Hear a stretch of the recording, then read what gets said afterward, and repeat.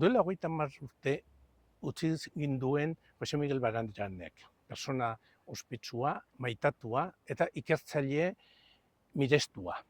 Behintzat, 20. mendeko bigarren erdialdeko gizartean. Ikastaroaren helburua da hurbiltzea bere bizitzara eta bere ikerlanetara. Eta ikastaro hau ospatuko da ataunen 5 eta 6 herriaretoan. Esan behar da, adituek landuko dituztela gai ezberdinak eta helburu bezala edukiko dutela bat, gizarteratzea bere lanak, eta beste alde batetik hurbiltzea gizarte honetako gazteei. Azken batean, ia urruti xamar gelditzen delako Jose Miguel Barandiaranen bizitza.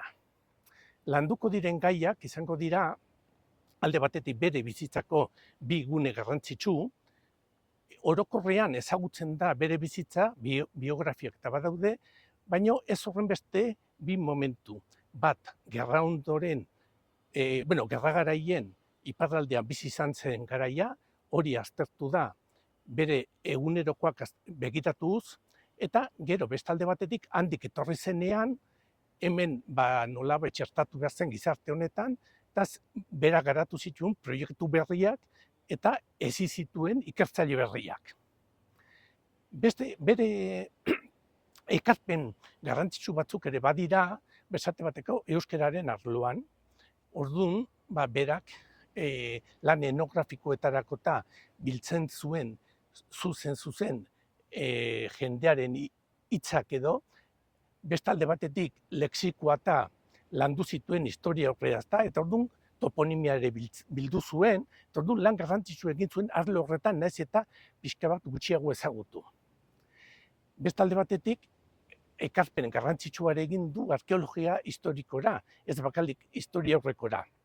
Eta orduan ikusten saiatuko gera, bere ekarpena garai horretakoak aztertzen, eta bestalde batetik arratsaldean irteera bat egingo da Aralarraldera, nolabait teorian ikusi dituguna, praktikan ikusteko oidui eta Enerio aldean Aralarren. Beste gai bat landuko dena da mitologiari edo mitologia bilketa, hau da berak jaso zituen baserri askotan da garai horretako mitoak, eta hauek ez dira bakarrik hemen daudenak, Europa aldean zabalduta badaude antzekoak, eta horren inguruko hausnarketa bat egingo da, eta bestalde batetik iparraldean dauden mituen inguruko irakurketa bat egingo da bere berezitasunak eta azalduz.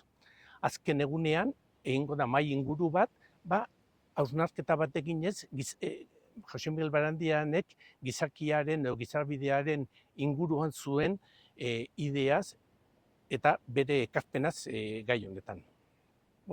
Animatzen zaituztegu, hitzaldi hauetara edo ikastaro honetara agertzea, pentsatzen dugulako aberasgarria dela etorkizunera begira.